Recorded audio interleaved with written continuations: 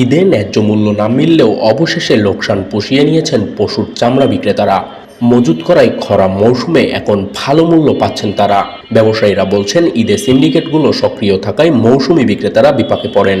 তারা মজুত করতে সক্ষম না হওয়ায় সুযোগটি কাজে লাগায় ওই সিন্ডিকেটগুলো। ফলে সরকার দাম নির্ধারণ করে দিলেও শেষমেশ তা আর কার্যকর করা সম্ভব হয় না।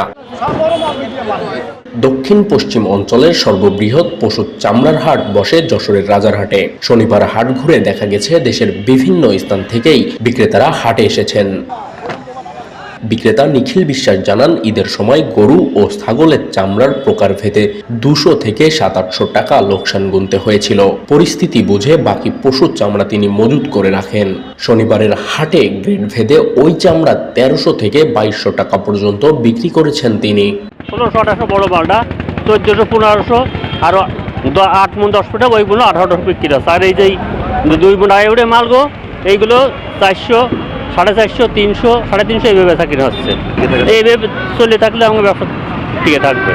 শুধু নিখিল নন, ইমরান মোশাররফদেরও ভাগ্য ফিরেছে এখন। তারা জানান, ঈদের সময় যে চামড়া 700 থেকে 800 টাকা বিক্রি হয়েছিল সেগুলোই এখন দ্বিগুণ দামে বিক্রি করতে পারছেন।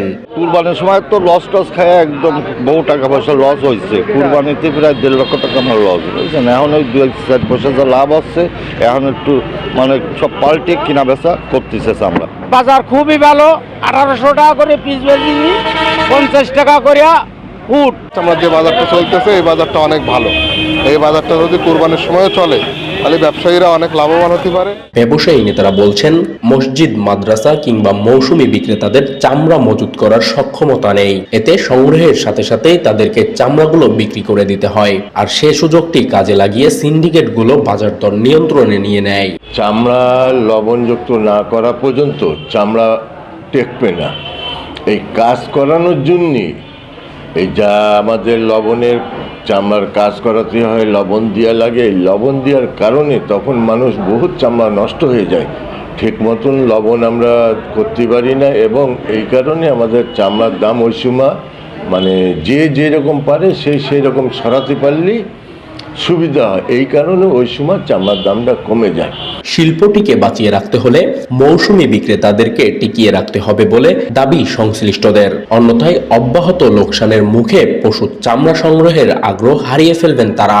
এতে পাচার যেমন বৃদ্ধি পাবে, তেমনই সরকারও মোটা অঙ্কের রাজস্ব হারাবে। ক্ষতির মুখে পড়বে দেশের অর্থনৈতিক ব্যবস্থা। সাকিন হোসেন, সুবর্ণভূমি, যশোর।